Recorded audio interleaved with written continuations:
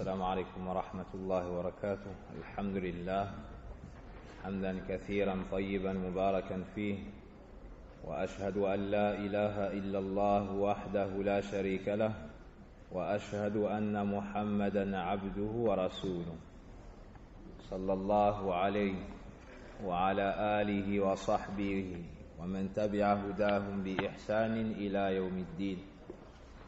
أما بعد، فأحمد الله أكرم الأكرمين الجواد رب العالمين الذي من علينا بمثل هذه المجالس لنتفقه في دينه تبارك وتعالى، ولنتذكر ما أنعم علينا من نعمة الإسلام، من نعمة الإيمان، من نعمة القرآن، من نعمة بعثة سيد الأولين والآخرين نبينا محمد صلى الله عليه وسلم وعلى آله وأصحابه أجمعين. On remercie Allah tabaraka wa ta'ala pour ses nombreux bienfaits. On prie sur son noble prophète et messager Muhammad ibn Abdillah sallallahu alayhi wa sallam. On le remercie à nouveau et on essaye de se montrer reconnaissant pour ses nombreux bienfaits, tout particulièrement pour le bienfait de ses assises. Ces assises quotidiennes ou qu'on trouve plusieurs fois par semaine, ces assises dans lesquelles nous apprenons à connaître notre Seigneur Allah tabaraka wa ta'ala, nous rappeler ses nombreux bienfaits, ses nombreuses grâces sur nous, ses créatures, ses faibles serviteurs. On doit sans cesse témoigner notre reconnaissance afin qu'Allah subhanahu wa ta'ala nous préserve ses bienfaits. وَإِذْ تَأَذَّنَ رَبُّكُمْ لَئِنْ شَكَرْتُمْ لَأَزِيدَنَّكُمْ وَلَئِنْ كَفَرْتُمْ إِنَّ عَذَابِي لَشَدِيدٌ. Car Allah nous dit dans le Coran, et lorsque ton Seigneur proclama ou décréta, si vous vous montrez reconnaissant, assurément, je vous ajouterai de mon bienfait. Donc de te montrer reconnaissant vers Allah subhanahu wa ta'ala est une cause pour garder les bienfaits qu'Allah tabaraka wa ta'ala t'a accordés, tout comme pour qu'on t'ajoute à ces bienfaits. Falhamdulillahi rabbil alamin, alhamdulillahi hamdan kathiran tayyiban mubarakan fihi, kama yuhibbu rabbuna wa yarda. Parmi ces nombreux bienfaits, le plus grand, le bienfait de l'islam, du iman, du tawhid, du Coran, de l'envoi du prophète sallallahu alayhi wa sallam. Et le musulman, le croyant, jour après jour, ne cesse de rentrer d'un bienfait ou de passer d'un bienfait à un autre. Et si tu ne ressens pas cela, ce n'est pas qu'Allah tabaraka wa ta'ala ne t'a pas donné, c'est qu'on ne t'a pas aidé à te rappeler. Car les bienfaits d'Allah subhanahu wa ta'ala sont indénombrables. Tu ne peux les compter, ni les énumérer. وَإِن تَعُدُّوا نِعْمَةَ اللَّهِ لَا تُحْصُوهَا. Allah nous dit dans le Coran, et si vous essayez d'énumérer les bienfaits d'Allah, vous ne pourrez le faire. Nous n'avons qu'à demander pardon à Allah tabaraka wa ta'ala pour nos manquements devant la reconnaissance et tous les bienfaits qu'il nous donne. Astaghfirullah wa atubu ilayh. Puis redoubler d'efforts dans la reconnaissance, dans le rappel d'Allah tabaraka wa ta'ala, en essayant de rester constant dans son adoration et veiller à ne mourir qu'en pleine soumission. Et c'est l'ordre qu'Allah subhanahu wa ta'ala nous ordonne dans le Coran. nous cite dans le Coran: Ya ayyuhalladhina amanu ittaqullaha haqqa tuqatihi wa la tamutunna illa wa antum muslimun. Ô vous qui avez cru, craignez Allah et veillez à ne mourir qu'en pleine soumission. Et veillez à mourir qu'en pleine soumission sur l'islam. وفقنا الله وإياكم إلى كل خير وحفظنا الله سبحانه وتعالى الحفيظ وإياكم على التوحيد وعلى السنة ونسأل الله عز وجل بأسمائه الحسنى وصفاته العلى أن يحسن خاتمتنا. On demande à Allah tabaraka wa ta'ala, par ses plus beaux noms, de nous préserver sur l'islam et de nous accorder une bonne fin. Le cours de ce soir ne portera pas sur l'étude du livre Kitab al-Tawhid. Cela car nous avons l'honneur d'avoir en France la visite d'un de nos nobles savants, Cheikh Azzdin Ramadan, hafidhahullah ta'ala. Et lors de la venue des savants, nous faisons en sorte d'assister à leurs conférences, à leurs cours, et d'encourager nos élèves à en faire de même. Car nous sommes tous dans le besoin de cette subsistance qu'est la science. Et nous sommes petits devant nos savants. Si ce n'est que ce soir, je n'ai pas l'occasion d'y assister de par la responsabilité que j'ai dans cette mosquée, présider les prières. Et pour joindre entre eux ces deux bonnes choses, j'ai encouragé les frères à assister à la conférence du Cheikh. Et j'ai donc annulé le cours sur Kitab al-Tawhid, mais vu que je devais être là, pour ceux qui n'ont pas pu y assister, nous allons étudier la mère des sciences. Nous allons nous rappeler la meilleure des choses que nous pouvons nous rappeler fid dunya. Et parler de la meilleure des choses par laquelle la foi augmente, par laquelle le cœur se purifie de ses défauts, de ses manquements, de sa distraction. C'est la connaissance d'Allah tabaraka wa ta'ala. Et pour ce faire,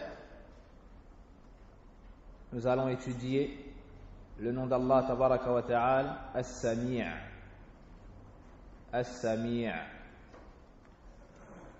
Et cela en lisant le livre Fiqh al-Asma' al-Husna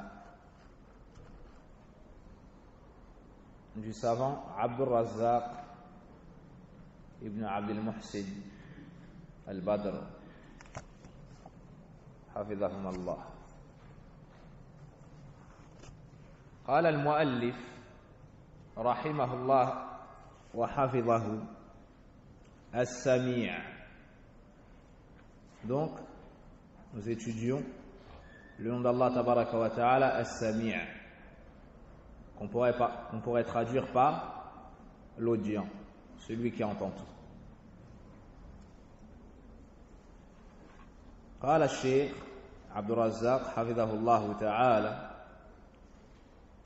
وهو اسم تكرر وروده في القرآن فيما يقرب من 50 موضعا، منها قوله تعالى: قد سمع الله قول التي تجادلك في زوجها وتشتكي إلى الله والله يسمع تحاوركما إن الله سميع بصير. وقوله تعالى: ليس كمثله شيء وهو السميع البصير. وقوله تعالى: وإذ يرفع إبراهيم القواعد من البيت وإسماعيل ربنا تقبل منا إنك أنت السميع العليم. والسميع هو الذي يسمع جميع الأصوات على اختلاف اللغات وتفنن الحاجات. L'auteur, hafidhahullah ta'ala, nous dit donc As-Sami', l'audient. C'est un nom qui s'est répété dans le Coran à peu près, ou plutôt dans environ 50 passages du Coran. Donc c'est un nom qui revient très souvent. Puis il nous cite des exemples de versets dans lesquels on nous a cité le nom d'Allah Azza wa Jal, As-Sami'. Dans Surat Al-Mujadila, ou bien Al-Mujadala, le premier verset de Surat la discussion, Allah a bien entendu la parole de celle qui discutait avec toi à propos de son époux et se plaignait à Allah. Et Allah entendait votre conversation, car Allah est audient et clairvoyant. On voit ici dans ce verset que parmi les noms d'Allah subhanahu wa ta'ala, il y a donc As-Sami', l'audient, celui qui entend tout. Dans un autre verset, dans Surat Shura, verset 11, Allah nous dit: il n'y a rien qui lui soit semblable, et c'est lui l'audient, le clairvoyant. Dans un autre verset de Surat Al-Baqarah, verset 127, et quand Ibrahim et Ismaïl élevaient les assises de la maison, ô notre Seigneur, accepte ceci de notre part, car c'est toi l'audient, l'omniscient.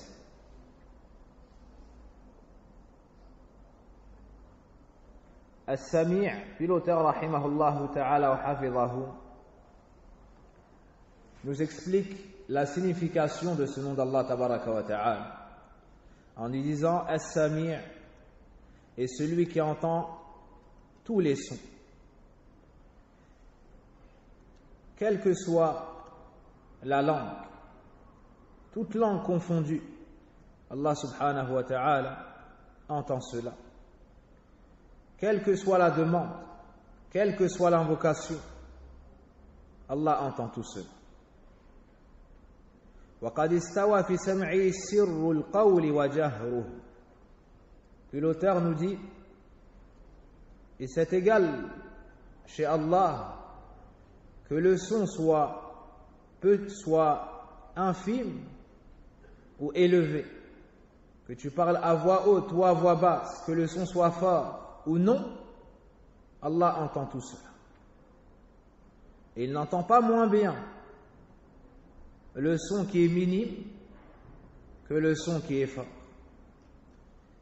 Allah nous dit dans le Coran, dans Surat Al-Ra'd, le verset 10, Sawa'un minkum man asarra al-qawla wa man jahara bihi wa man huwa mustakhfin bil-layli wa saribun bin-nahar. Sont égaux pour lui celui parmi vous qui tient secrète sa parole et celui qui se montre au grand jour. وسمع سمع الأصوات أو وسمع وسع سمعه الأصوات كلها فلا تختلف عليه الأصوات ولا تشتبه. Et l'auteur rahimahullah ta'ala nous dit, son ouïe embrasse tous les sons,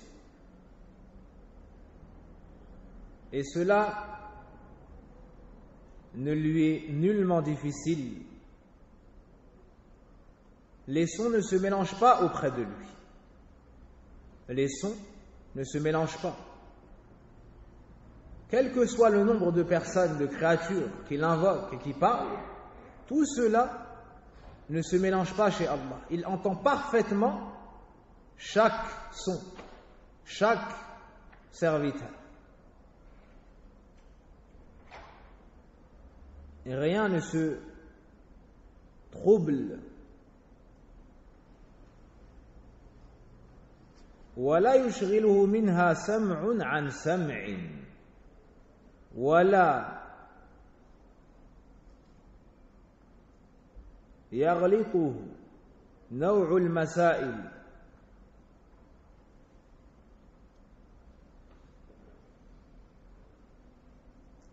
ولا يبرمه كثرة السائلين. Et un son ne saurait le distraire d'un autre son. Toi, la créature, si plusieurs personnes te parlent en même temps, est-ce que tu entends chacune d'entre elles? Est-ce que tu comprends chacune d'entre elles? Ou est-ce que cela te sera difficile? Puis cela te troublera et au final, tu n'entendras de personne. Allah subhanahu wa ta'ala, lui, est exempté de cette imperfection. L'auteur, hafidhahullah ta'ala, nous dit d'écouter une chose ne le distrait pas d'en écouter une autre. Il peut tout écouter en même temps, tabaraka wa ta'ala. Et la diversité des demandes ne saurait l'induire en erreur. Aussi nombreuses soient les personnes qui l'invoquent et différentes leurs demandes, tout cela ne saurait induire en erreur son lui, de par la perfection de son lui, subhanahu wa ta'ala. وروى الإمام أحمد وغيره عن عائشة رضي الله عنها قالت: الحمد لله الذي وسع سمعه الأصوات لقد جاءت المجادلة إلى النبي صلى الله عليه وسلم تكلمه وأنا في ناحية البيت ما أسمع ما تقول فأنزل الله عز وجل: قد سمع الله قول التي تجادلك في زوجها وتشتكي إلى الله والله يسمع تحاوركما إن الله سميع بصير. وفي رواية قالت: تبارك الذي وسع سمعه كل شيء.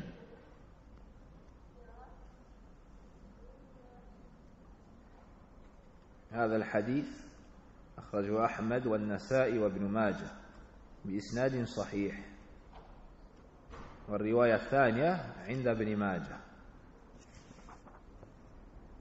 Imam Ahmed rahimahullah ta'ala et d'autres rapportent que Aïcha radiallahu anha a dit: louez, ou bien toutes les louanges reviennent de droit à Allah, celui dont l'ouïe a embrassé tous les sons. La femme qui est venue se plaindre de son mari auprès du prophète sallallahu alayhi wa sallam lui parlait alors que nous étions dans la même pièce et que moi j'étais dans un coin de cette pièce. Malgré cela, je n'ai pas entendu ce qu'elle a dit. Donc une femme est venue se plaindre de son mari au prophète sallallahu alayhi wa sallam. Elle a parlé au prophète sallallahu alayhi wa sallam. Aïcha était présente dans la même pièce. Elle était sur le côté. Elle nous dit qu'elle n'a pas entendu ce qu'a dit cette femme, alors qu'Allah a révélé suite à cela. Allah a bien entendu, donc la traduction, Allah a bien entendu la parole de celle qui discutait avec toi à propos de son époux et se plaignait à Allah. Et Allah entendait votre conversation, car Allah est audient et clairvoyant.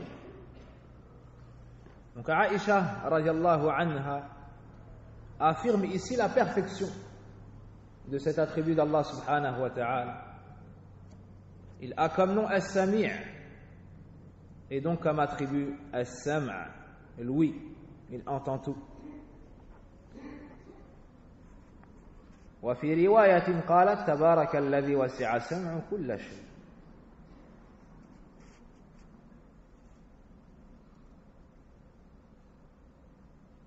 بل لو قام الجن والإنس كلهم من أولهم إلى أن يثرى الله الأرض ومن عليها في صعيد واحد وسألوا الله جميعا في لحظة واحدة وكل عرض حاجته وكل تحدث بلهجته ولغته لسمعهم أجمعين دون أن يختلط عليه صوت بصوت أو لغة بلغة أو حاجة بحاجة.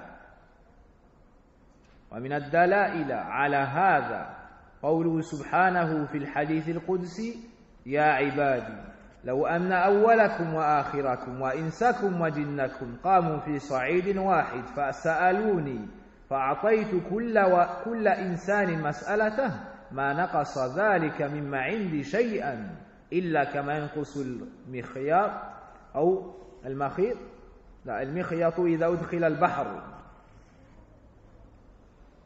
طرف من حديث عند مسلم حديث أبي ذر الغفاري رضي الله عنه عند مسلم. L'auteur, Hafidhahullah Ta'ala, nous dit plus encore, si l'ensemble des djinns et l'ensemble des hommes du premier, donc du premier homme, du premier djinn, jusqu'à la fin du monde ou la disparition de la terre, si tous ces gens-là, donc du premier djinn au dernier, du premier homme au dernier, si toutes ces créatures étaient réunies sur une seule et même place, et que chacune de ces créatures, au même moment, invoquait Allah, et que chacune de ces créatures demandait à Allah son besoin, et que chacune de ces créatures s'exprimait dans sa propre langue, dans son propre dialecte, Allah les aurait tous entendus. Subhanallah. Allah les aurait tous entendus, sans que ces paroles se confondent auprès de lui, sans qu'une voix ne puisse le distraire d'une autre, ou une langue le déranger d'une autre, ou un besoin l'empêcher d'en entendre un autre. Et parmi les preuves de cela, le hadith à thème divin qu'a rapporté l'imam Muslim de Abu Dhar, également dans l'Arba'in Nawawiyya, donc Allah nous dit: ô vous mes serviteurs, si vous tous, ou bien si vous tous étiez, donc vous tous du premier au dernier, parmi les hommes et parmi les djinns, étiez réunis sur une seule et même place, puis que chacun d'entre vous me demandait ce qu'il souhaitait ou ce qu'il souhaiterait,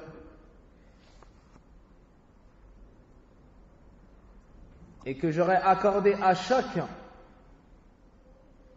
sa demande, cela n'aurait diminué en rien ce que je possède, si ce n'est ce que diminue une aiguille qui est trempée dans la mer, puis en est ressortie. Si l'ensemble des hommes, du premier au dernier, l'ensemble des djinns, du premier au dernier, seraient réunis sur une seule et même place, puis chacun et que chacun aurait invoqué Allah tabaraka wa ta'ala pour lui demander ce qu'il voudrait, et qu'Allah aurait accordé à chacun sa demande, cela n'aurait rien diminué de ce que possède Allah Azza wa Jalla, si ce n'est ce que diminue une aiguille trempée dans la mer lorsqu'on la ressort. Ça ne diminue rien de la mer. Ici, ce que le shir, Hafidhahullah Ta'ala, veut nous faire comprendre, c'est qu'on nous cite si l'ensemble des hommes et des djinns invoquaient Allah Azza wa Jalla, et qu'Allah aurait donné à chacun ce qu'il aurait demandé. Donc, Allah Azza wa Jalla entend toutes les langues, comprend toutes les langues, entend tous les sons. Et un dialecte ne saurait lui être difficile plus qu'un autre. Et une langue ne saurait lui être plus difficile qu'une autre. Tout est facile chez Allah Azza wa Jal. Il entend tout et a la science parfaite, la connaissance totale, tabaraka wa ta'ala. وفي الصحيحين عن أبي موسى الأشعري رضي الله عنه قال: كنا مع النبي صلى الله عليه وسلم في سفر، فكنا إذا علونا كبرنا، فقال اربعوا على أنفسكم فإنكم لا تدعون أصم ولا غائبا ولكن تدعون سميعا بصيرا قريبا. Dans le recueil de l'imam al-Bukhari et de l'imam Muslim, selon Abu Musa al-Ash'ari radiyallahu anhu, il dit: nous étions en voyage avec le prophète sallallahu alayhi wa sallam. lorsqu'on montait en altitude, donc lorsqu'il y avait un mont, ou bien lorsqu'il y avait une montagne ou autre, toute chose élevée, on invoquait Allah en disant Allahu Akbar, Allahu Akbar. C'est une sunna lorsque tu es en voyage. Lorsque ça monte, at-takbir. Et lorsque ça descend, at-tasbih. Lorsque ça monte, tu dis Allahu Akbar. Que tu sois en voiture, que tu sois à pied, que tu sois en avion, ou autre. Quand ça monte, tu dis Allahu Akbar. Quand ça descend, tu dis Subhanallah. Et les savants ont cité des sagesses de cela. Parmi celles-ci, quand ça monte, tu dis Allahu Akbar, parce que le nafs, ida ala, takabbar. Car le nafs, lorsqu'il monte et il est en élévation, il peut s'enorgueillir. Et il peut se voir grand. Alors à ce moment-là, il va se souvenir du kabir al-muta'al, al-ali, al-azim. Il va se souvenir et invoquer le plus grand par excellence, celui qui est élevé, celui qui est immense, Allah tabaraka wa ta'ala, en disant Allahu Akbar, Allahu Akbar. Ainsi, son cœur se purifiera. Et lorsqu'il descend, il dit Subhanallah. Lorsqu'il descend, il dit Subhanallah, afin que, du fait que le croyant se souvient toujours d'Allah tabaraka wa ta'ala, le shaitan ne lui mette pas dans son cœur qu'Allah azza wa jalla est vers le bas. Donc il dit Subhanallah. Et lorsque tu te prosternes, qu'est-ce que tu dis comme dhikr obligatoire? Subhan Rabbi al-a'la, le plus haut. Au moment où tu es le plus bas, le plus proche d'Allah. Donc de sorte à ce que Shaitan ne te mette pas dans ton qalb qu'Allah est vers le bas, tu dis al-a'la, le plus haut. Donc tu es le plus proche d'Allah azza wa jalla lorsque tu es humilié, lorsque tu es rabaissé, mais ça ne veut pas dire qu'Allah est vers le bas. Allah subhanahu wa ta'ala est élevé au-dessus de ses créatures. Subhanahu wa ta'ala. والشاهد فيما بعد ذلك. Le prophète sallallahu alayhi wa sallam, ou plutôt, le prophète sallallahu alayhi wa sallam leur a dit, ayez de la douceur envers vous-même, car ils élevaient leur voix. Ils disaient Allahu Akbar en élevant leur voix. Le prophète sallallahu alayhi wa sallam leur a dit, ayez de la douceur envers vous-même. C'est-à-dire, n'élevez pas vos voix ainsi. Car certes, celui que vous invoquez n'est ni sourd ni absent. Celui que vous invoquez n'est ni sourd ni absent, mais vous invoquez plutôt celui qui est audient, clairvoyant et proche. Vous invoquez celui qui est audient, sami', clairvoyant, basir et proche, qarib. Donc il n'y a pas de nécessité. فإنه لا حاجة إلى ذلك. Il n'y a aucune nécessité à élever la voix, car Allah c'est sami', car Allah est celui qui entend tout.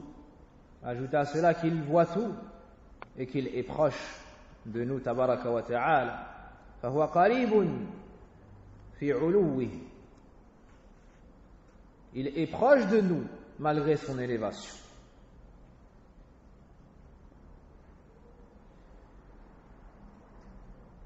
فإن من تكبرونه سميع بصير يسمع الأصوات الخفية كما يسمع الجهرية. Donc le prophète sallallahu alayhi wa sallam leur a dit cela pour leur dire que celui dont vous proclamez la grandeur est clairvoyant, ou bien audient clairvoyant. Il entend l'ensemble des sons, même ceux qui sont faibles, tout comme, ou bien il entend l'ensemble des sons qui sont faibles, tout comme il entend les sons lorsque vous élevez vos voix. وقد أنكر الله سبحانه ظن من ظن من المشركين أن الله لا يسمع السر والنجوى. قال الله تعالى أم يحسبون أنا لا نسمع سرهم ونجواهم بلى ورسلنا لديهم يكتبون. وفي الصحيحين عن عبد الله بن مسعود رضي الله عنه قال اجتمع عند البيت قرشيان وثقفي أو ثقفيان وقرشي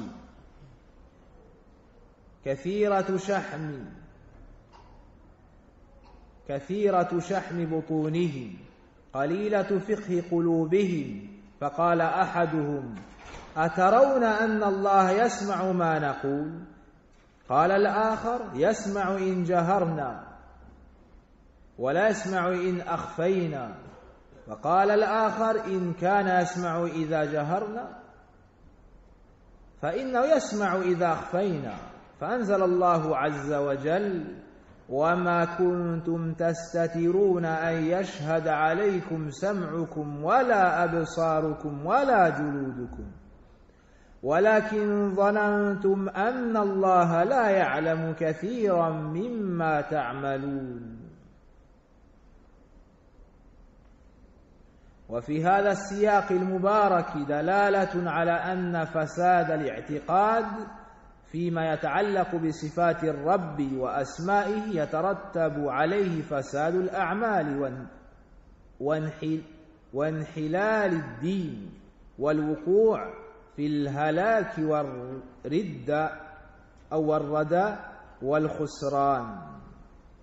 ولذا قال سبحانه وذلكم ظنكم الذي ظننتم بربكم أرداكم فأصبحتم من الخاسرين فإن يصبروا فالنار مثوى لهم وإن يستعتبوا فما هم من المعتبين. L'auteur, hafidhahullah ta'ala, nous dit qu'Allah subhanahu a réfuté et rejeté la mauvaise croyance des associateurs, la mauvaise opinion des associateurs, qui était de croire ou de penser qu'Allah n'entendait pas les secrets, qu'Allah n'entendait pas les discussions secrètes. Il nous dit dans son livre, donc la traduction en sourate Az-Zukhruf, verset 80, l'ornement, ou bien escompte-t-il que nous n'entendons pas leurs secrets ni leurs délibérations, mais si nos anges prennent note auprès d'eux. Est-ce que ces gens pensent qu'Allah n'entend pas leurs secrets, ni leurs discussions, leurs délibérations, mais si Allah entend cela. En plus de cela, nos anges auprès d'eux notent. Si la créature qu'Allah tabaraka wa ta'ala a créée a entendu et a pu noter, que dire alors du Créateur subhanahu wa ta'ala? Walillah al-mathal al-a'la. Et dans Sahihayn, donc on voit ici qu'Allah Azza wa Jalla réprimande, réfute ces gens-là, qui ont une mauvaise opinion d'Allah Azza wa Jalla dans ses noms et ses attributs. Ils ont cru qu'Allah Azza wa Jalla n'avait pas l'ouïe parfait, n'entendait pas tout parfaitement. Et dans Sahihayn, dans le recueil de l'imam Bukhari et l'imam Muslim, Abdullah ibn Mas'ud dit que des gens se sont réunis عند البيت, auprès de la maison. Ce qui est apparent, c'est que c'est Al-Kaaba, yani la maison sacrée. Revenez au hadith dans Sahih al-Bukhari, le numéro 4817. Vous regarderez la traduction. 4817. Dans Sahih Muslim, c'est le numéro 2775. 2775.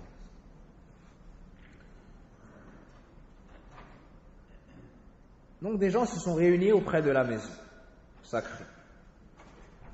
2 personnes de la tribu de Quraysh et une personne de la tribu de Thaqif, ou 2 personnes de la tribu de Thaqif et 1 personne de la tribu de Quraysh.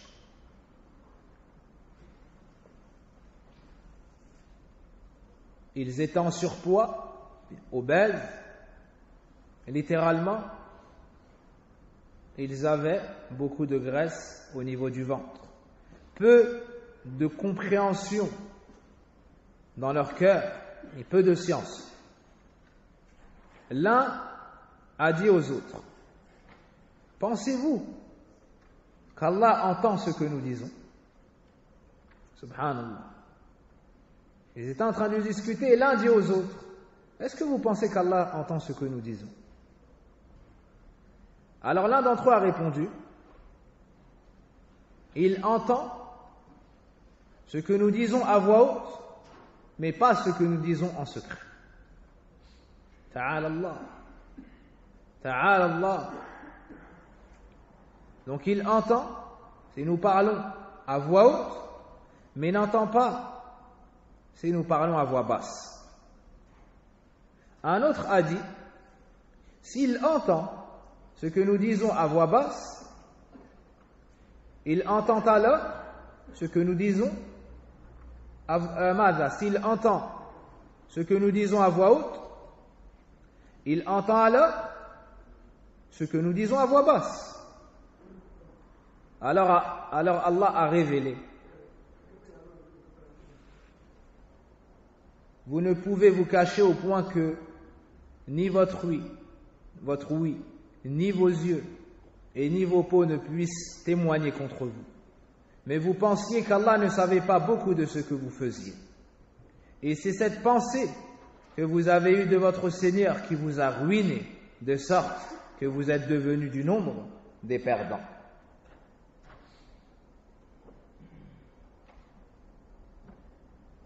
Donc, suite à ces propos, comprenant le plus grand manque de respect envers Allah tabaraka wa ta'ala et une grande ignorance de la perfection d'Allah tabaraka wa ta'ala, de son unicité dans ses noms et ses attributs, Allah révéla le verset 22 de Surat Fussilat, les versets détaillés. Vous ne pouvez vous cacher au point que ni votre ouïe, ni vos yeux et ni vos peaux ne puissent témoigner contre vous.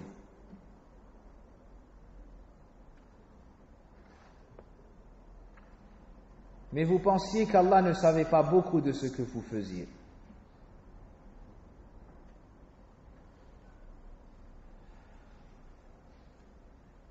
Et dans ce contexte béni, dans ce passage béni, il y a une preuve qui nous montre que la mauvaise croyance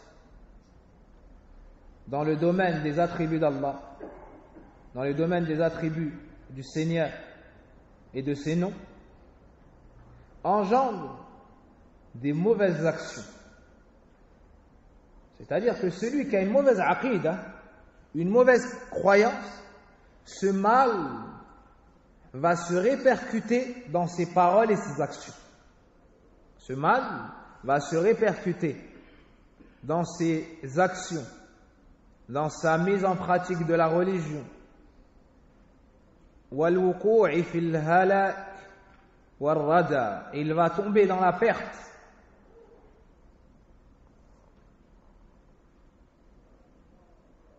وَلِذَا قَالَ سُبْحَانَهُ. C'est pour cela qu'Allah a dit: vous ne pouvez vous cacher au point que ni votre ouïe, ni vos yeux et ni vos peaux ne puissent témoigner contre vous. Puis il a dit, donc qu'est-ce qui a causé tout ça? Allah nous dit ensuite: mais vous pensiez qu'Allah ne savait pas beaucoup de ce que vous faisiez. Donc ignorer la perfection d'Allah tabaraka wa ta'ala, rejeter les attributs d'Allah, ne pas considérer Allah tabaraka wa ta'ala dans ses noms et ses attributs, a été à la base de quoi? De leur perte. Pourquoi est-ce qu'ils ont pensé ainsi? Pourquoi est-ce qu'ils ont parlé ainsi plutôt? Car ils pensaient qu'Allah n'entendait pas. Donc cette mauvaise aqida leur a valu la perte totale. Mais vous pensiez qu'Allah ne savait pas beaucoup de ce que vous faisiez. Et c'est cette pensée que vous avez eue de votre Seigneur qui vous a ruiné, de sorte que vous êtes devenus du nombre des perdants. Subhanallah. أين الذين يقولون ما لكم والعقيدة العقيدة العقيدة. Où sont ceux qui disent pourquoi parlez-vous toujours et encore de la croyance? كي لا نكون من الخاسرين, pour ne pas faire partie des perdants في الدنيا والآخرة. حسن المعتقد أمانة من الخلود في النار. Le fait d'avoir une bonne croyance, c'est une garantie contre le fait de s'éterniser en enfer. حسن المعتقد سبب لقبول العمل. Avoir une bonne croyance, c'est la cause pour qu'Allah accepte tes actions. وهكذا. Et c'est ainsi que la bonne croyance t'apporte tout le bien dans ton bas monde et dans l'au-delà. Tout le bien vient de là. Bifadlillahi tabaraka wa ta'ala. On voit ici la dangerosité qu'il y a dans le fait d'avoir une mauvaise croyance, de ne pas étudier l'aqid. Dans le fait de ne pas étudier l'aqid. Combien sont ceux qui prient, qui se lèvent même durant la nuit, qui jeûnent, en plus de Ramadan, ils jeûnent des jours surrogatoires. Ils vont au Hajj plusieurs fois dans leur vie. Ils font la Umrah. Ils sont bienfaisants envers leurs parents. Ils se dépensent pour leur famille.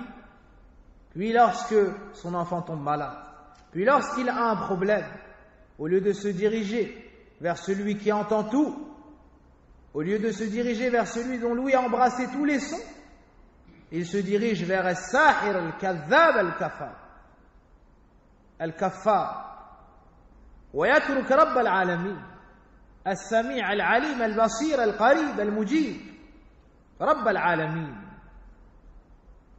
Et lorsqu'il se retrouve dans le problème, dans la tristesse, le souci ou l'affliction, au lieu de se lever ses mains vers celui qui entend tout, au lieu de diriger son cœur vers celui qui sait tout, au lieu d'abandonner son affaire à celui qui décide de tout, il se dirige vers la créature, et pas n'importe quelle créature, une des plus mécréantes, des plus mensongères, le sorcier, le devin, le marabout, le fqih, et appelez-les comme vous voulez, ils ont le même jugement chez Allah subhanahu wa ta'ala. Il nous dit dans le Coran, وَلَا يُفْلِحُ السَّاحِرُ حَيْثُ أَتَى. Et le sorcier ne réussit jamais où qu'il soit. Il ne réussira jamais où qu'il ira. Où qu'il ira. وَمَا كَفَرَ سُلَيْمَانَ وَلَكِنَّ الشَّيَاطِينَ كَفَرُوا يُعَلِّمُونَ النَّاسَ السِّحْرَ. Allah Azza wa Jalla nous dit, Sulayman n'a pas mécru, mais ce sont les shayatines qui ont mécru. Ils enseignent aux gens la sorcellerie. Le simple fait d'étudier, d'enseigner la sorcellerie est du kufr. Et du kufr, bien c'est le Coran. Que dire alors de celui qui pratique, maris, هذا الذنب الذي لا يغفره الله سبحانه وتعالى إلا بالتوبة إن الله لا يغفر أن يشرك به ويغفر ما دون ذلك لمن يشاء.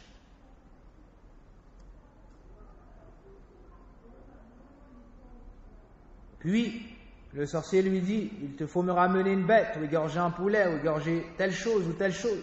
Puis il lui donne un talisman, il lui dit accroche ça sur ton corps, ou bien mets ça dans l'oreiller, ou bien mets ça autour de ton poignet, ou autour de ta taille, autour de la taille de tes enfants, mets cette bague, et mets cette chose, mets tel bracelet en fer, et va à tel endroit, et lave-toi dans telle eau.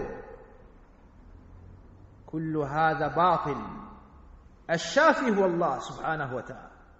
Celui qui guérit, c'est Allah tabaraka wa ta'ala. بيده الأمر كله وإليه يرجع الأمر كله وهو رب العالمين ولا ربا لنا سواه. À lui revient l'ordre tout entier. Et c'est lui qui décide de tout, qui administre tout, qui dirige tout. وإنما أمره إذا أراد شيئا أن يقول له كن فيكون. Et lorsqu'il veut une chose, il dit sois et elle est. Azza wa Jal. Et c'est cette bonne aqida qui fait que tu patientes dans tes épreuves et que ton cœur ne se rattache à aucune créature, même dans la plus grande difficulté. Même dans la plus grande difficulté. Ton cœur ne se dirige que vers Allah subhanahu wa ta'ala.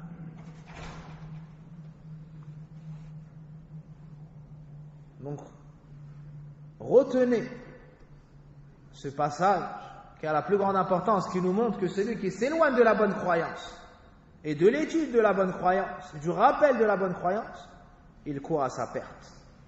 Il court à sa perte. Et c'est cette pensée que vous avez eue de votre Seigneur qui vous a ruiné, de sorte à ce que vous êtes devenus du nombre des perdants.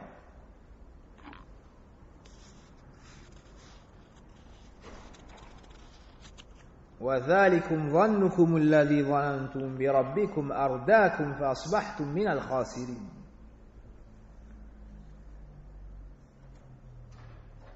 Cette perte, est-ce qu'elle est que في الدنيا؟ من ضيع العقيدة الصحيحة هل خسارته تنتهي في الدنيا؟ تقتصر على الدنيا؟ أم تتبعه في الآخرة بأشد مما لقي في الدنيا؟ قال الله سبحانه وتعالى فإن يصبروا فالنار مثوى لهم وإن يستعتبوا فما هم من المعتبين. Allah nous dit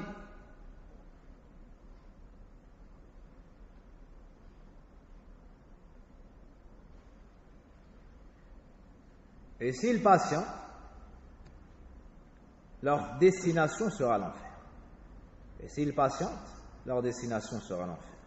أعاذنا الله وإياكم من النار أعاذنا الله وإياكم من النار أعاذنا الله وإياكم من النار. ثم إن السمع المضاف إلى الله عز وجل ينقسم إلى قسمين. L'auteur,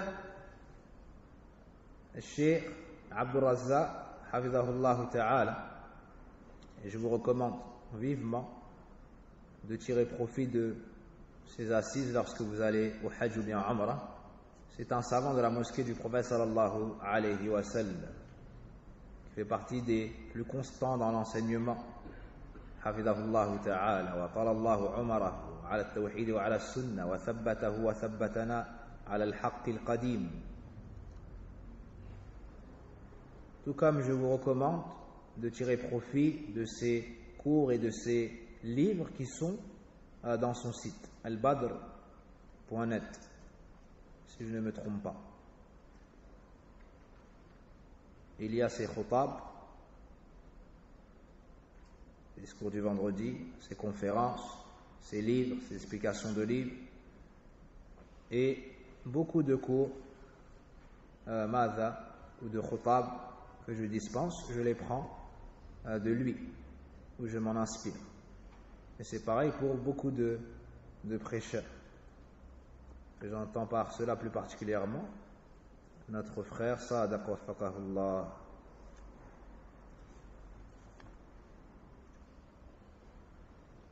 Abu Yahya wa Abu Ibrahim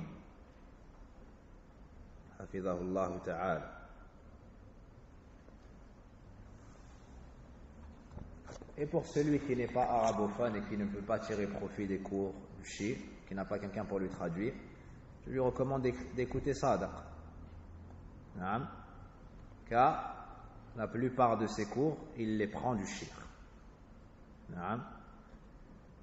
Barakallahu fikum wa fihi.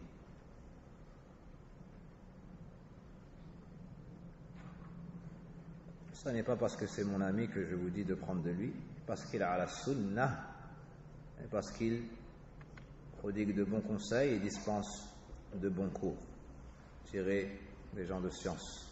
Waffaqahullah. L'auteur, hafidhahullah ta'ala, de par sa générosité dans la transmission de la science, a mis un ajout ici. Il nous dit que l'ouïe, donc l'attribut d'Allah subhanahu wa ta'ala a pris du nom As-Sami', donc As-Sam', l'ouïe qui est annexé à Allah, rattaché à Allah, se divise en deux. Lorsqu'on dit Sami' Allah, qu'Allah a entendu, d'accord? Et il nous dit que cela a deux sens. Al-awwal سمع يتعلق بالمسموعات فيكون معناه إدراك الصوت. Le premier sens, le premier sens, lorsqu'on parle de l'ouïe d'Allah,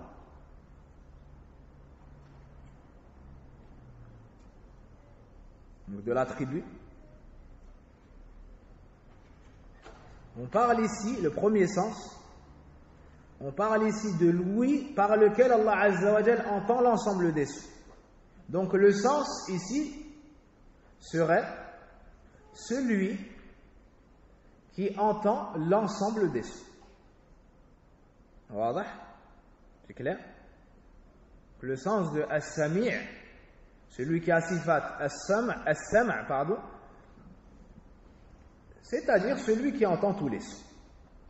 Ça, c'est ce qui est relativement connu. والثاني سمع بمعنى أو سمع بمعنى الاستجابة. سمع بمعنى الاستجابة أي أنه سبحانه يجيب من دعاه ومنه قوله إن ربي لسميع الدعاء وقول المصلي سمع الله لمن حمده أي أجاب وليس المراد سمعه مجرد أو سمعه مجرد سماع فقط. Le deuxième sens, c'est l'entente. Donc le premier sens, c'était l'entente dans le sens de entendre l'ensemble des sons. Le deuxième sens, c'est l'entente, que j'avais traduit par Louis, dans le sens de répondre et d'exaucer la demande. Est-ce que c'est clair? Donc on dit Allah a entendu la demande dans le sens de Allah a répondu à la demande de un tel. Allah a exaucé la demande de un tel. Donc voici les deux sens. Lorsqu'on annexe l'ouïe à Allah ou l'entente à Allah. Le premier sens, c'est dans le sens d'entendre tous les sons. Le deuxième, c'est dans le sens de répondre, d'exaucer à la demande de celui qui invoque.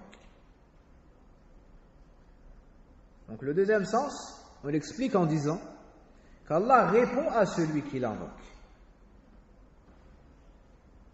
Et c'est le sens du verset 39 de sourate Ibrahim.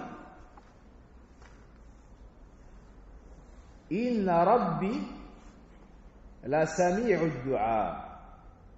Certes, mon Seigneur entend bien les prières. Quel est le sens ici d'entendre? Et quel est le sens ici des prières? Entendre, répondre, exaucer.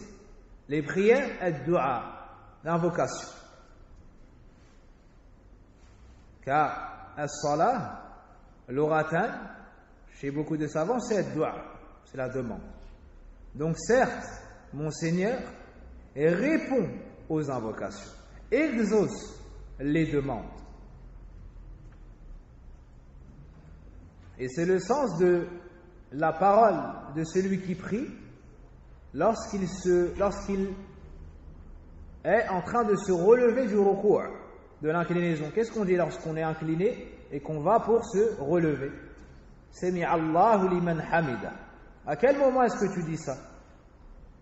Lorsque tu te relèves de l'inclinaison avant de te tenir debout.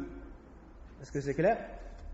Donc pendant que tu te relèves, tu dis Sami Allahu liman hamida. Et c'est qu'une fois debout et droit que tu dis Rabbana wa lakal hamd. Inch'Allah, d'ici peu, on étudiera tout cela en détail. Inch'Allah. Que signifie ici Sami Allahu liman hamida? Qu'Allah entende celui qui le loue. Et juste après, tu vas louer Allah. Donc l'imam se relève et dit Oh Allah entend celui qui te loue. Et derrière, on se lève et on dit Rabbana wa lakal hamd. C'est wadah? C'est comme si on faisait dua pour nous. Quel est le sens ici de Sami Allah? Allah ou qu'Allah entende, ou Allah a entendu. Quoi qu'il en soit, ça contient ad-du'a.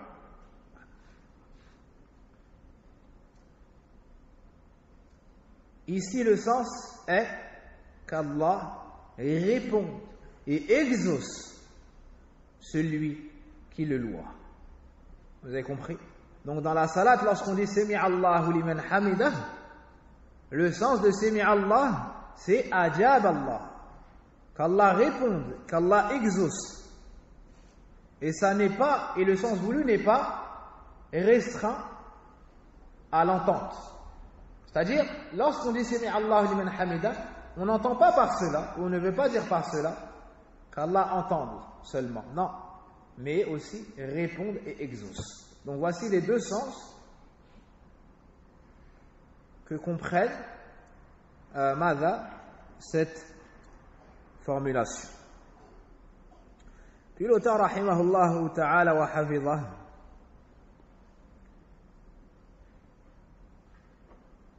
nous dit والسمع الذي بمعنى إدراك الصوت بمعنى إدراك الصوت ينقسم إلى ثلاثة أقسام. Par la suite, l'auteur dit que l'écoute, donc on a dit que l'écoute se divisait avait deux sens. L'écoute dans le sens d'entendre tous les sons et l'écoute dans le sens de répondre à l'invocation. Donc l'auteur revient sur le premier point. Il nous dit l'écoute dans le sens d'entendre tous les sons se divise en trois. L'écoute dans le sens d'entendre tous les sons se divise en trois. Et vous m'excuserez pour la traduction, je fais mon possible. Et je ne suis pas un traducteur. Al-awwal ما يقصد به التهديد كقوله تعالى أم يحسبون أنا لا نسمع سرهم ونجواهم وقوله لقد سمع الله قول الذين قالوا إن الله فقير ونحن أغنياء. Donc, l'écoute d'Allah qui a pour sens l'entente de tous les sons se divise en trois. Ou bien est de trois sortes. Ou plutôt est de trois sortes. Premièrement, ou le premier, lorsqu'on cite l'écoute d'Allah en guise de menace. L'itahdid. C'est un avertissement, c'est une menace, c'est pour menacer.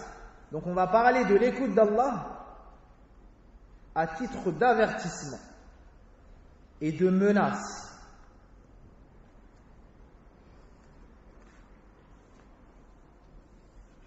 Comme dans le verset que nous avons cité de Sourate Az-Zukhruf, le verset 80 de Sourate L'Ornement. Ou bien estime-t-il que nous n'entendons pas leurs secrets ni leurs délibérations, mais si nos anges prennent note auprès d'eux. Quand ici Allah subhanahu wa ta'ala nous dit Am yahsabuna anna la nasma'u sirrahum, est-ce qu'ils pensent que nous n'entendons pas leurs secrets ni leurs discussions à voix haute? Ici, lorsqu'on parle de l'ouïe d'Allah, de l'entente d'Allah, de l'écoute d'Allah, on veut quoi par cela? Menacer ces gens. Menacer ces gens-là, avertir ces gens-là afin qu'ils délaissent le péché. Aussi dans Sourate Ali Imran, le verset 181, la traduction Allah a certainement entendu la parole de ceux qui ont dit. Allah a certes entendu la parole de ceux qui ont dit Allah est pauvre et nous sommes riches. Nous enregistrons leurs paroles ainsi que leurs meurtres sans droit des prophètes. Et nous leur dirons goûtez au châtiment de la fournaise. Dans ce verset, les gens du livre se sont exprimés ainsi. Ils ont dit Allah est pauvre, Allah est ava, ta'ala Allah amma yaquluna uluwan kabira. subhanahu wa ta'ala amma yushrikun. Lorsqu'Allah Azza wa Jalla nous informe qu'il a entendu leurs paroles, ici, ça comprend une menace et un avertissement. Voici le premier sens. Donc, quel est le premier sens? Naam, la menace, at-tahdid.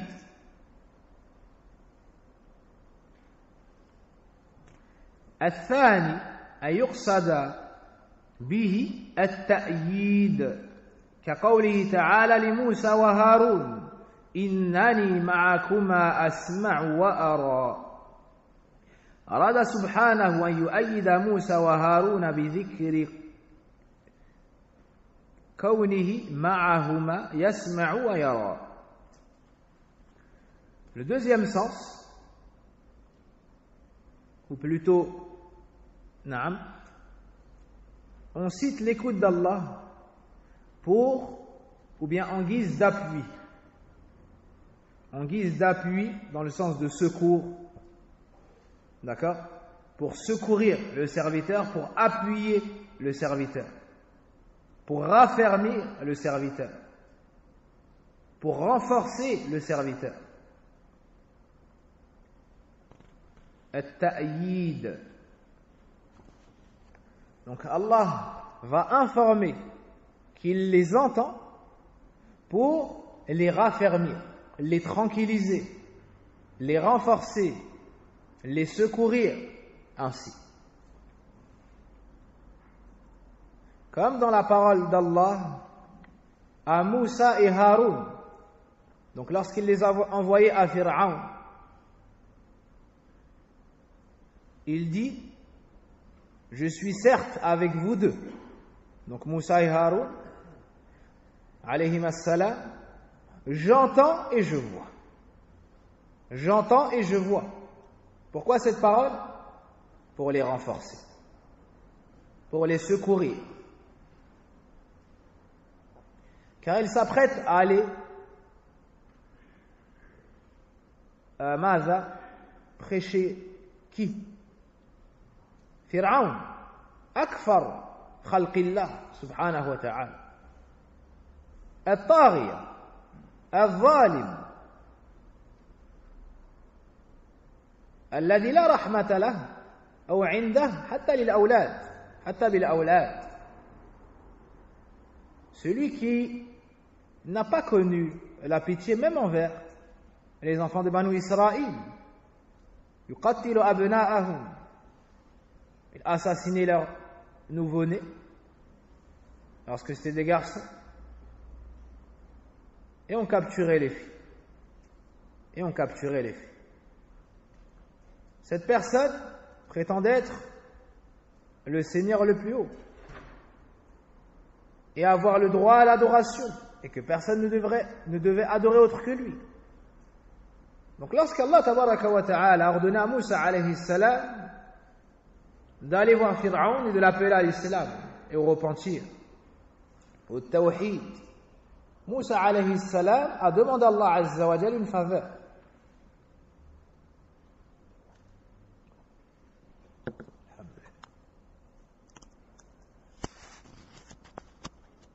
En invoquant Allah subhanahu wa ta'ala,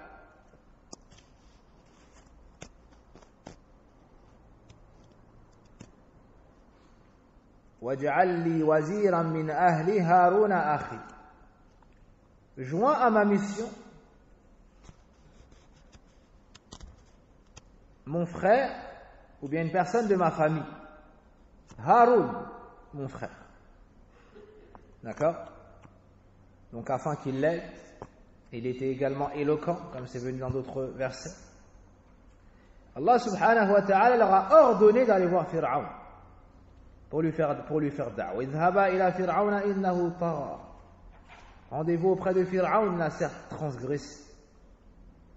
فقول له قولا لينا لعله يتذكر أو يخشى. Dites-lui des paroles douces.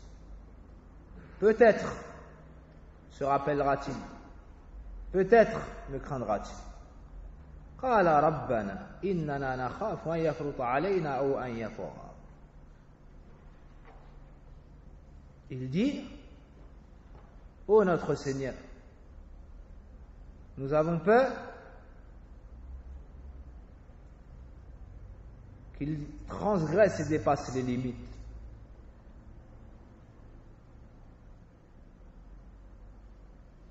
Et c'est à ce moment-là qu'Allah subhanahu wa ta'ala leur révéla: La takhafa innani ma'akuma asma' wa ara. N'ayez pas peur, je suis avec vous. C'est le ma'iyya al-khassa. Allah Azza wa Jal est avec eux, de par son ouïe, sa vue, sa science, et en plus de cela, son secours, sa protection. Il les défendra, il les préservera, il leur donnera la victoire. Ça, c'est ce qu'on appelle al-ma'iyyatul khas. Bien qu'Allah Azza wa Jal soit élevé au-dessus du arsh, au-dessus de toutes les créatures. Asma' wa ara. Je suis certes avec vous. J'entends et je vois. Donc cela a raffermi Moussa et Haroun, a tranquillisé Moussa et Haroun.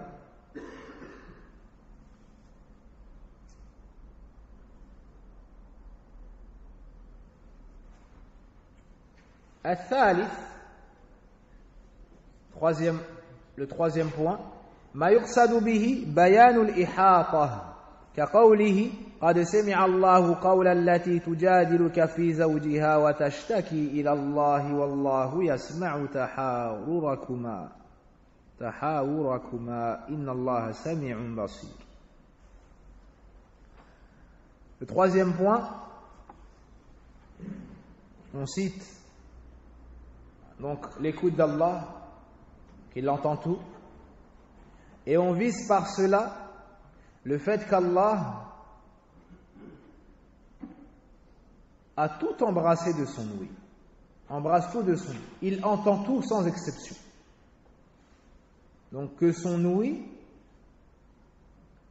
est totale, générale, sans aucune exception. Il embrasse toute chose, tout son de son ouïe. Tabaraka wa ta'ala.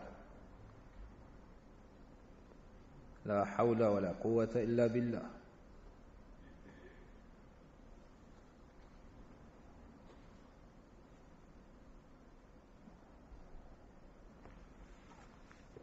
L'exemple qu'a cité l'auteur, Hafidhahullah ta'ala, est encore une fois le premier verset de Surat al-Mujadala ou al-Mujadila.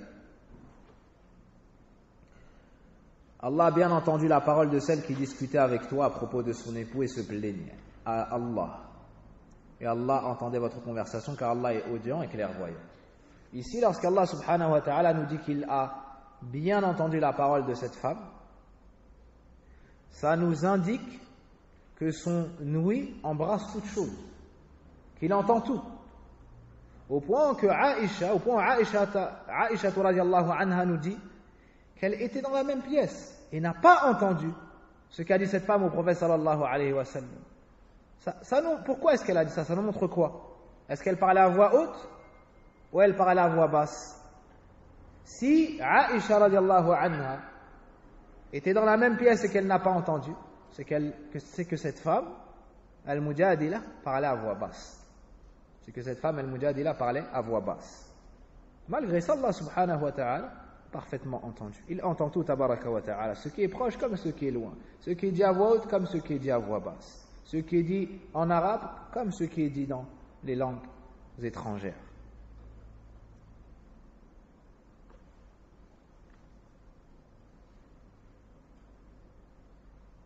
Qu'est-ce qui nous résume ce qu'on vise en disant qu'Allah entend pour le premier sens de l'écoute d'Allah. Après m'avoir rappelé les deux sens lorsqu'on dit l'écoute d'Allah. Puis nous avons dit que le premier sens de l'écoute d'Allah était de trois sens. Donc l'écoute d'Allah, lorsqu'on annexe l'écoute à Allah, il y a deux sens. Qu'est-ce qui me les rappelle? Annahu أن سمعه أو المدرك لجميع الأصوات. نعم، بمعنى إدراك الأصوات كلها. Le premier sens de l'écoute d'Allah, c'est qu'il entend tous les sons. نعم. Le deuxième sens, عند من؟ Le deuxième sens, أن الله يجيب الداعي. Le deuxième sens, c'est qu'Allah exauce et répond à la demande de celui qui l'invoque.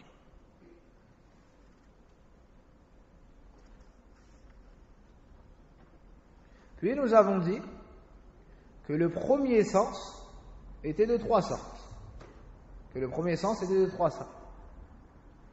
Qu'est-ce qui nous rappelle le premier? Allah subhanahu wa ta'ala nous cite qu'il entend à titre de menace, en guise de menace. D'accord? Deuxièmement,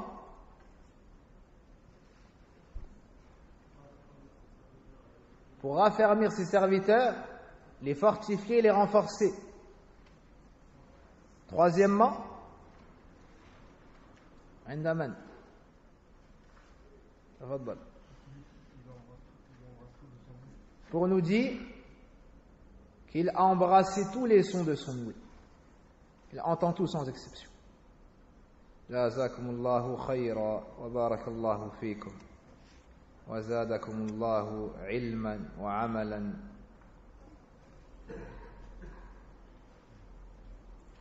وقد أبطل الله في القرآن شرك المشركين بتوجههم إلى أصنام لا تسمع ولا تبصر ولا تغني شيئا، وبين سبحانه أن المستحق للعبادة هو الله السميع البصير الذي له كمال السمع وكمال البصر. وقد ورد هذا المعنى في مواضع من القرآن الكريم. قال الله تعالى: والله يقضي بالحق والذين يدعون من دونه لا يقضون بشيء إن الله هو السميع البصير. وقال تعالى: واذكر في الكتاب إبراهيم إنه كان صديقا نبيا إذ قال لأبيه يا أبت لم تعبد ما لا يسمع ولا يبصر ولا يغني عنك شيئا. وقال تعالى: إن الذين تدعون من دون الله عباد أمثالكم فادعوهم فليستجيبوا لكم إن كنتم صادقين. ألهم أرجل يمشون بها أم لهم أيدي يبطشون بها أم لهم أعين يبصرون بها أم لهم آذان يسمعون بها قل ادعوا شركاءكم ثم كيدوني فلا تنظرون. الله أكبر.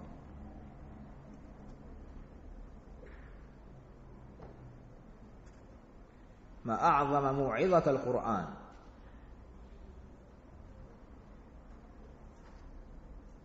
وإذا كان هذا تأثير القرآن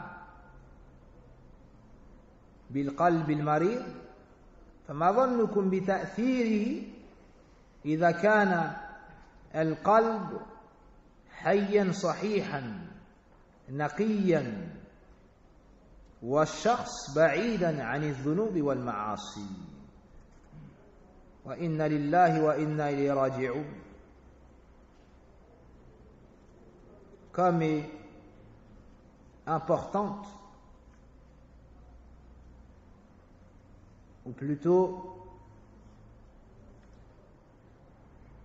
comme nous sommes affectés de par l'exhortation que l'on trouve dans le Coran, de par les exhortations que l'on trouve dans le Coran. Et si cela est l'effet de l'exhortation du Coran sur un cœur malade, que dire alors de l'exhortation que ça doit être sur l'un de vos cœurs ou l'un des cœurs des croyants qui ont un cœur vivant et propre, de par la piété qu'Allah Azza wa Jal leur a accordée et l'éloignement des péchés. Qu'Allah nous pardonne nos manquements et qu'il adoucisse la dureté que nous trouvons dans nos cœurs.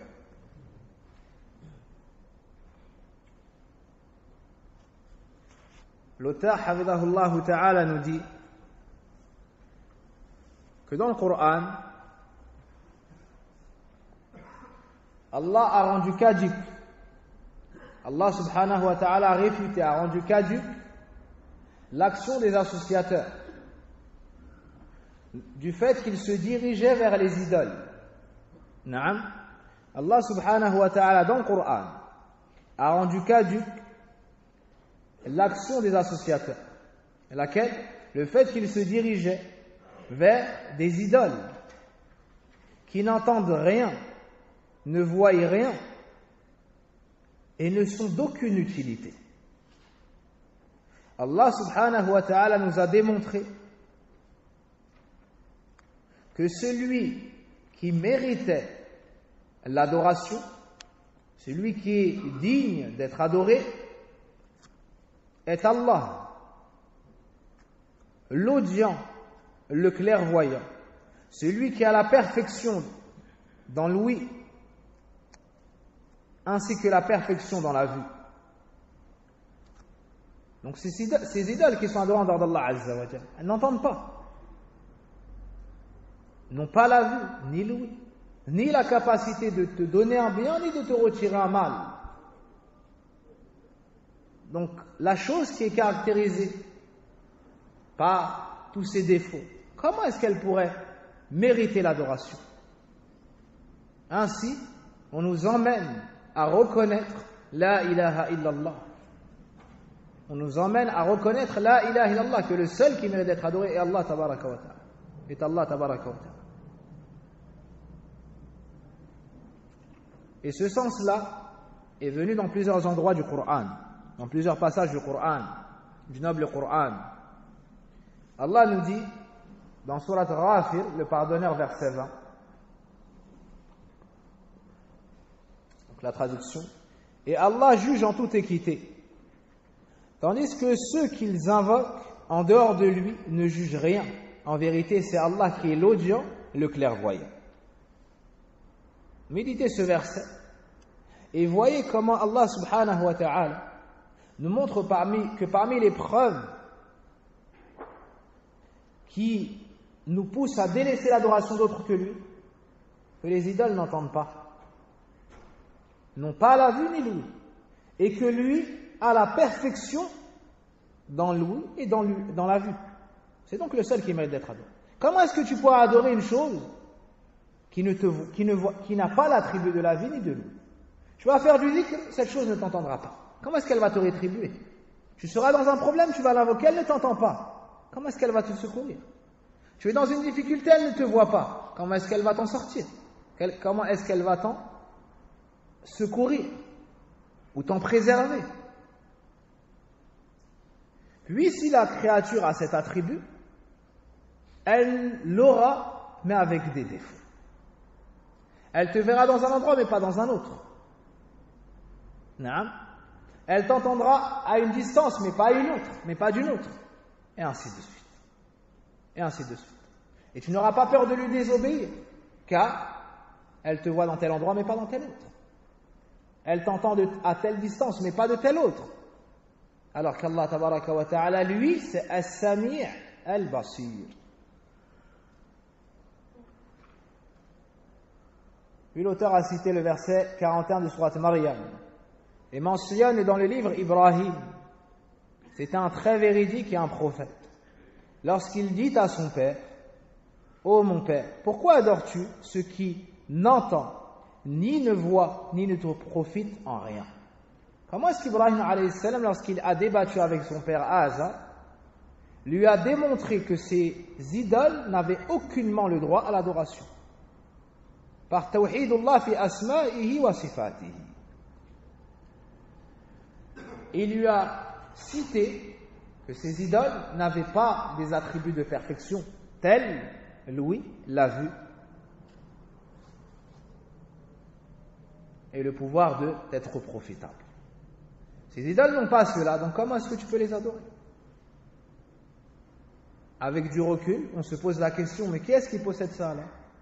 Allah subhanahu wa ta'ala, c'est donc le seul qui mérite l'adoration.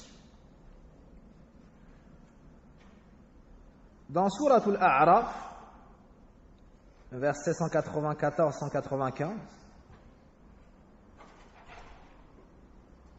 Allah nous dit donc la traduction, ceux que vous invoquez en dehors d'Allah sont des serviteurs comme vous. Invoquez-les donc et qu'ils vous répondent, si vous êtes véridiques. Ont-ils des jambes pour marcher? Ont-ils des mains pour frapper? Ont-ils des yeux pour observer? Ont-ils des oreilles pour entendre? Dis, invoquez vos associés, puis rusez contre moi, et ne me donnez pas de répit.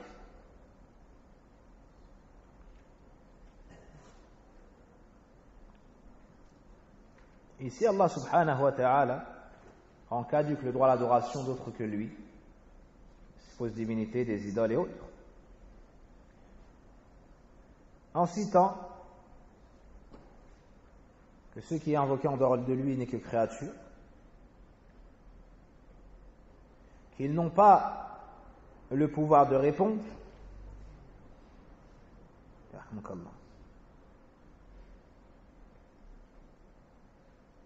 n'ont pas d'attribut de perfection, ils n'entendent pas, n'observent pas. Et ici une remarque. C'est pas parce que ici, on nous dit, ont-ils des jambes pour marcher? Ont-ils? Ici il y a une faute de frappe, c'est des mains pour frapper. Ont-ils des yeux pour observer? Ont-ils des oreilles pour entendre? On ne peut, chez Ahl Sunnah, utiliser ce verset pour dire, comme on a nié le fait que l'idole ou que la chose qui est adorée en dehors d'Allah Azza wa Jal ait des oreilles pour entendre, chez Ahl Sunnah, tu ne peux pas dire donc on tire de cela qu'Allah a des oreilles pour entendre. Vous avez compris? Cette forme de déduction n'est pas utilisée chez Ahl Sunnah pour l'affirmation des noms et des attributs. Du moins des attributs. Et si ma mémoire est bonne, Al-Shaykh Al-Allama Al-Albani rahimahullah ta'ala a fait cette remarque dans le Sharh de Tahawiyya, Sharh ibn Abi al-Izz de Tahawiyya. Et certains ont commis cette faute, il a fait la remarque. Nous affirmons ce qui a été affirmé de par le Coran et la Sunna. Pour affirmer les noms et les attributs, ce chapitre-là, ce domaine-là, nous n'avons pas le droit, dans ce domaine-là, nous n'avons pas le droit d'affirmer une chose si ce n'est avec un verset du Coran ou un hadith. Accepté. Donc on affirme qu'Allah Azza wa Jal voit, on affirme qu'Allah subhanahu wa ta'ala entend, on affirme As-Saq pour Allah, on affirme Al-Qadam, donc tout ce qui a été cité, le pied, la vue, l'ouïe, et beaucoup d'autres attributs d'Allah tabaraka wa ta'ala. Mais la manière de l'affirmer chez Ahl Sunnah, c'est un verset ou un hadith.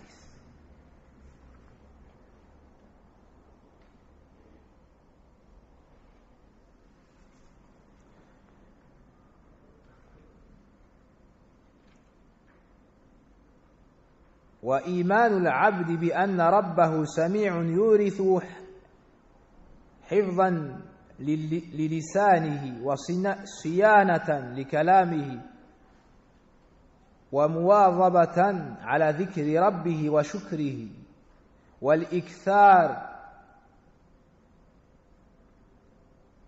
والإكثار من مناجاته وسؤاله ويتوسل إليه بهذا الاسم العظيم أن يحقق رجاءه ويعطيه سؤله وقد كثر في القرآن توسل الأنبياء أو توسل الأنبياء إلى الله في دعائهم بهذا الاسم.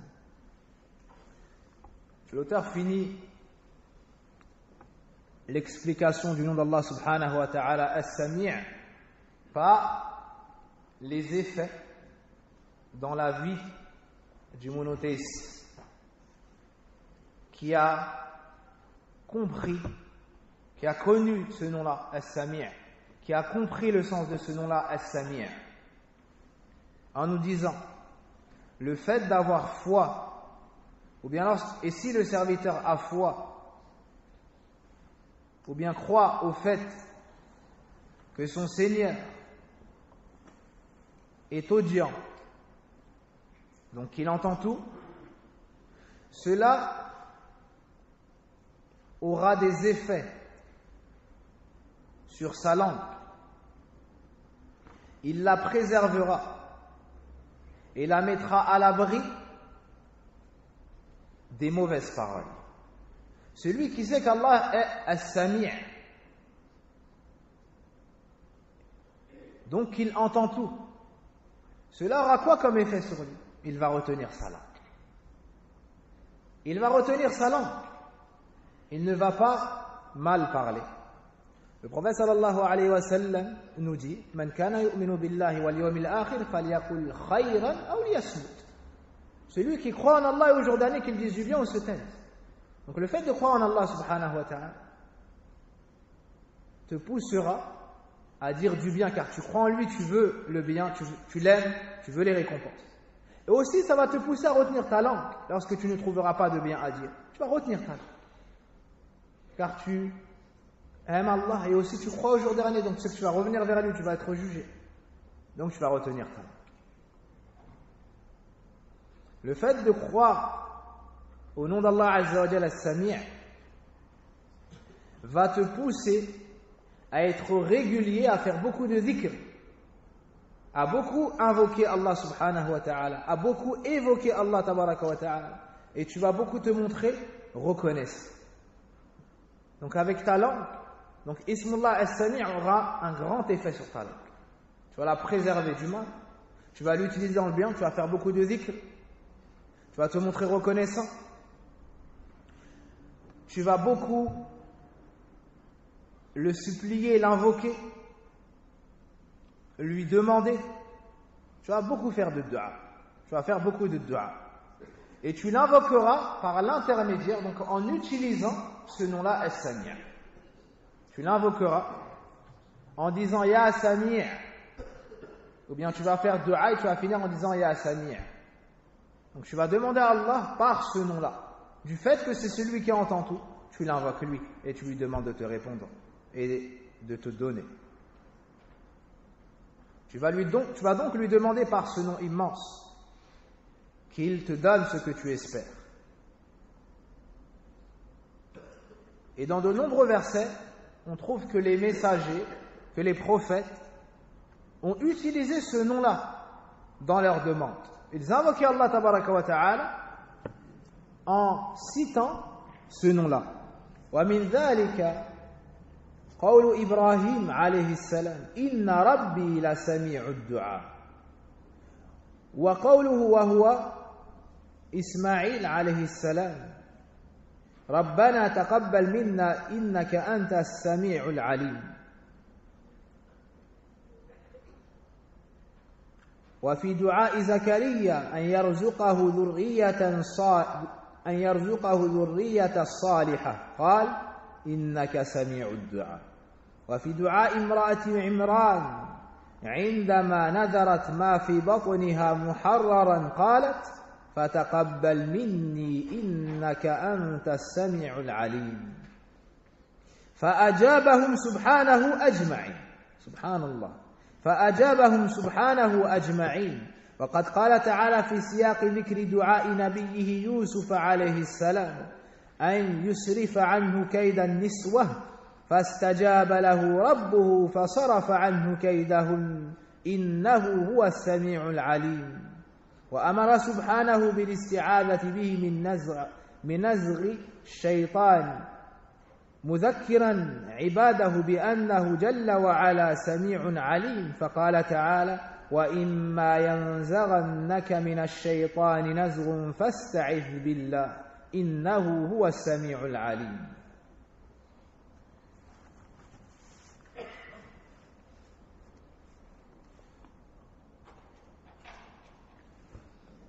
Donc l'auteur nous dit que dans de nombreuses invocations des prophètes, on trouve qu'ils ont invoqué Allah tabaraka wa ta'ala en utilisant et en citant ce nom immense, As-Sami', celui qui entend tout. Voici Ibrahim alayhi salam, dans son invocation, il dit Inna Rabbi la sami'ud du'a.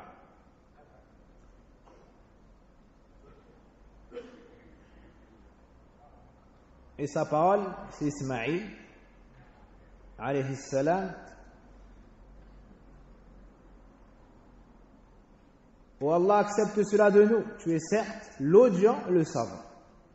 Donc ils construisent la Kaaba et invoquent Allah et demandent à Allah d'accepter leurs actions et ils utilisent As-Sami' pour demander à Allah Azza wa Jalla. Et dans l'invocation de Zacharia, afin qu'il lui accorde une descendance pieuse, donc lorsque Zacharia a demandé à Allah Azza wa Jalla de lui donner des enfants, il a dit Innaka sami'ud du'a. Tu es certes celui qui répond à la demande, qui entend ou répond à la demande en invocation. Et dans la dua de la femme de Imran, lorsqu'elle a voué, lorsqu'elle a fait un vœu de ce qui était dans son ventre pour Allah,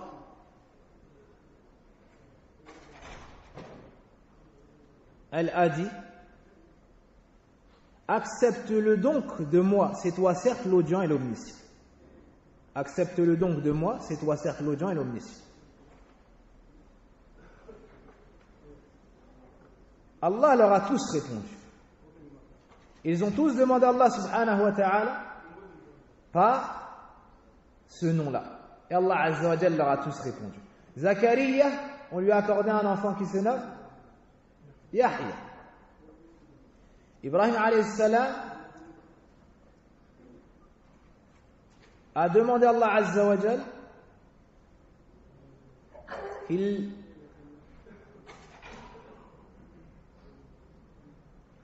bénisse, si je peux dire ainsi, Mecca et qu'il leur donne la subsistance et leur donne telle chose et telle chose. Allah tabaraka wa ta'ala, après qu'il n'y a avant, à cette époque, il n'y avait pas d'eau à Mecca, il n'y avait pas de culture, et ainsi de suite. Suite au dua d'Ibrahim alayhi salam, on voit que c'est le meilleur endroit. On voit que c'est le meilleur endroit pour vivre. Allah azza wa jalla donne à ses habitants leur subsistance.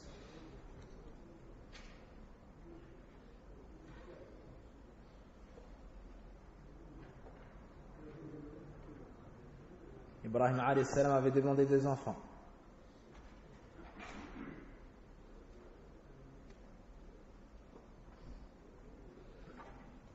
Zacharia, pareillement. La femme de Imran a fait un vœu. Elle demande à Allah azza wa jalla qu'il accepte.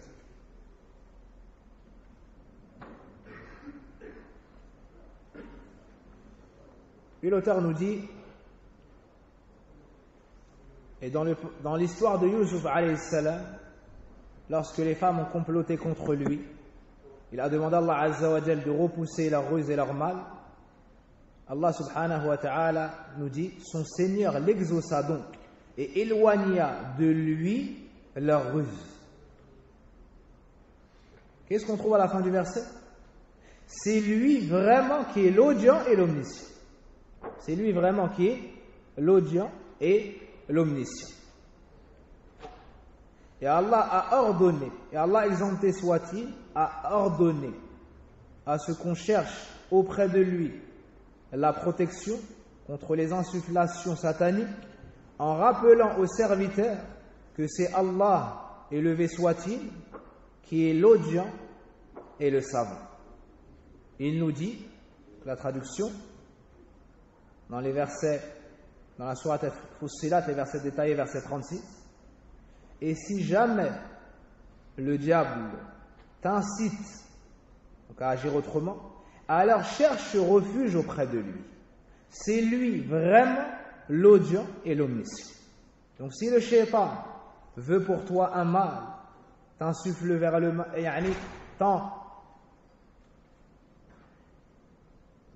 si jamais shaitan essaye de te détourner du bien, alors cherche le refuge auprès de qui? Auprès d'Allah. Pourquoi?